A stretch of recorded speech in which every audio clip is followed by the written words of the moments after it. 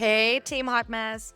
It's your Captain Jen speaking. And yeah, there's a lot of stuff that I want to talk about. But today there's this topic, and I've been thinking about it. I've been writing about it. And I know you have been thinking about it. You have been journaling about it. You have been talking about it because this is so anticlimactic. But it is something that we have to talk about as humans. So yeah, let's dive right in. Because have you ever had a moment where you thought, am I even healing anymore? Because nothing dramatic is happening, basically. You're not having huge breakthroughs, you're not crying on the bathroom floor anymore, and you're not reading some life changing book. They don't hit the same as they used to. You're just going for walks and drinking your water and taking your supplements and journaling occasionally, and you're going to bed on time. And honestly, it all feels kind of boring. So, there's a couple of psychology takeaways and questions that, I want to answer together as we're going on this walk. But before doing that, I cordially want to invite you guys to the networking meetings that we're doing where we discuss mental health and business and physical health and all that beautiful, beautiful stuff. And next to that, I want to prep y'all for the Great Minds Project and also for the book that I'm writing. So, little sting for myself because I'm pretty proud of that. Anywho, we continuously think healing should feel like progress. And many of us, most of us, I think 90% of us basically, we all secretly imagine healing as, breakthrough conversations until 3 o'clock in the morning where you and your friend go, oh my God, this is great. Or with your therapist where you're like, something is like clicking all of a sudden. Or all these giant realizations where you're like, oh, but I have an inner child. What should I do with it? Or, huge emotional releases where you either break down dramatically or where you are super ecstatically happy or where you find like you found the answer. But more often than not, that doesn't happen, which is okay. Healing is a huge, huge learning curve. And like any learning curve, the start of the learning curve is super steep. So it feels like you're doing so much and you're putting so much effort in. And, it feels like this big wow moment. But that's not going to last for long because real healing after the steep learning curve, it often looks like just responding differently to the same trigger. So if someone let's come up with an example. If someone looks at you in the wrong way, they side eye you, where that used to trigger you big time because your mom used to do that all the time, all of a sudden you don't respond to it anymore. You're like, oh, whatever, that's their problem. Or, all of a sudden you recover a little faster after having a difficult day. And that difficult day can look like a lot of things. It can look like just having overworked a little, or you overate a little, or you overdid something a little bit. But all of a sudden, after an hour or two of alone time, you're like, hey, I'm good. And it can also look like setting a boundary without rehearsing it for 3 days. I mean, we all know this real meme, TikTok, whatever, of where someone puts like, me raising my voice for the first time, blah, blah, blah. And then the shaky hand with water, we all know that. Well, after a while, it's not going to feel like that anymore. And you're going to be a lot more stable. At first, yes, sure, you have to rehearse it for 3 days, but then for 2.5, and then for two, and then for 1.5, and so on. Or you're just not sending the text, or you are sending a text because you want to set a boundary, or it's basically nothing flashy, but that's the incredibly important part about it. So, little question for y'all. What if the most important healing moments are the ones that don't make a good Instagram post? That's fine.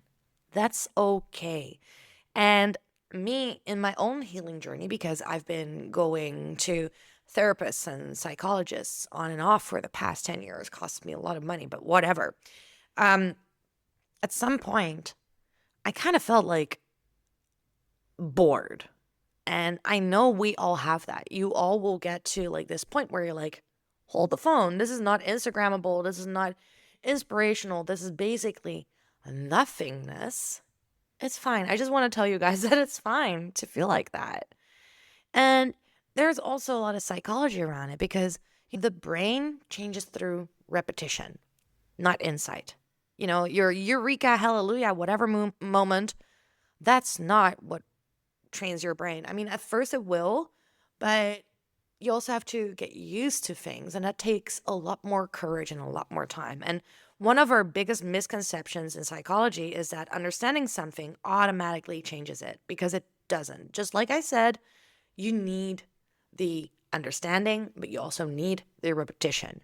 You can understand why you have people pleasing tendencies for 10 years, but that insight alone won't necessarily change your behavior. Your brain actually rewires through repeated experiences, meaning setting the boundary over and over and over again. Surviving the discomfort of you being in a certain relationship. For example, if you're highly avoidant and you're also scared of being in public and public speaking, doing that over and over and over again, just doing everything over again, because that is where the change happens. And you can kind of explain it like this. A lot of us become addicted to insight because insight feels productive. But the actual healing happens during the boring repetition afterwards, during your personal exposure therapy, basically. And, healthy nervous systems are less dramatic. This one is powerful, you guys. A lot of people accidentally mistake intensity for aliveness. When life calms down, they kind of think, and I know you're here with me, is this it? Is this it? But often less chaos and fewer emotional roller coasters and less urgency and less of the intense shit is actually evidence of good and stable growth. So, another question for you. Have you ever mistaken peace for boredom? Because God knows I have. And I used to be super sabotagey about it. I used to sabotage the living shit out of peace. And now, after a few years, now being 32, I'm like, hold the phone. This piece is actually pretty freaking cool. I love being at peace. I love being with myself. And I love being with the people that bring me calm and warmth in my life. So, yeah, think about that for a little bit.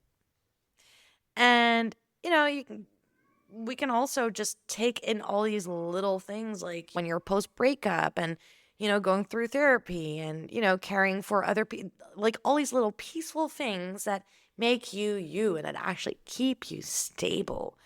And there are always going to be periods where a week feels emotionally huge and where you're just exhausted by all these things and where you're just really going through it, right?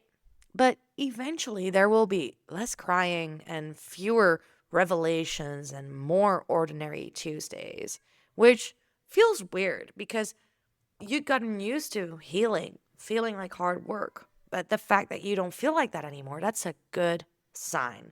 And if you're going through this right now, I want to tell you that I'm so freaking proud of you. You're doing it. You're actually putting in the reps for your brain to feel healthy and happy and more stable overall. So I'm so proud of you, okay? Anywho, little bit of, I can't even talk, a little bit more of psychology because y'all know that I love a psychological fact. Humans adapt surprisingly fast. And that's called hedonic adaptation. People return to a relatively stable emotional baseline after major events. And the weird part, that includes positive change. You get stronger, you get healthier, you become more emotionally regulated, and eventually it just starts feeling normal. Not because it isn't valuable, but because your brain has adapted. You could kind of say Sometimes we think we're not growing anymore because our growth no longer feels special, but that's exactly the point. It became part of who you are and what you're doing and your everyday life. And then you can give yourself the okay go for peace and for calm. And boring, that hugely boring part, that terrifying part where you're like, oh, I'm not moving, I'm not doing shit, blah, blah, blah, blah, blah. That's where your trust gets built, my friend. Trust in yourself isn't usually built during crises, okay? It's built afterwards when you repeatedly show yourself as a person, as a human being who is potentially loving themselves a little bit better, that you will go to therapy because you do care about your mental health, where you will take care of yourself by doing your little personal health things, like, maybe going to a sauna every month or reading a book for an hour a week, or, these little self care moments. And you show yourself that you get back up and you keep going. And again and again and again. And I know, my loves, this does not sound sexy. It is not dramatic, but this is so incredibly powerful. So, a little tip from me to you if you're going through this healing phase, or if you're at the steepest point of your healing journey as a person, where you're trying to get more clarity and where you're trying to build up yourself a little bit better, look for the one thing that can stabilize you and where you can look forward to, and where you just look at your horizon. What's on your horizon? Where do you want to go? And what's one stable thing you can give yourself each week, so you can get practical about it and you can really give and grant yourself that little bit of normalcy. And I know that this normalcy is going to be super duper boring. You're going to hate it. You're going to be super self-sabotaging, because we all do that, basically. Everyone sabotages something at some point in their life. And definitely through healing phases and relationships and family stuff, we sabotage the loudest as humans, which is fine, it's okay, but it's a little bit annoying. So I want you to look forward, and I want you to pick one thing, just one tiny thing, where you can give yourself the stability within healing so you can get used to that boring point. So, for example, from now on, you're gonna tell yourself, okay, you know what I'm gonna do? Every Tuesday evening from 7 to 7:30, I'm just gonna journal for half an hour. That's gonna be my boring point, because that's when you get into the nitty-gritty of it and you get used to these little boring points. Because I want that peace for you, because I love you, okay? And I used to sabotage this for myself. Whenever I started healing properly, whenever I was in the depth of the boredom, basically, I started sabotaging shit, which is not helpful whatsoever. I want you to avoid this for yourself. And, maybe healing isn't boring because nothing is happening. Maybe it's just boring because the emergency is over. Maybe, very maybe, your nervous system is finally learning that it doesn't need to be on high alert all the time anymore, which I wish desperately for you. And maybe that's not a sign that you're failing. Maybe it's a sign that it's actually working, and it probably is. Listen to your gut feeling. It probably is. And don't listen to your sabotagey gut feeling, okay? Because I want the peace for you. I want the love for you. I want you to be at peace with yourself, with others, within your situation. I want you to protect your peace, to take care of yourself. And yeah, I just want to tell you that I care about you and you got this. And if you don't got it, be on the lookout for the Great Minds Project, where we're going to take care of your personal health together, because you don't have to do it alone.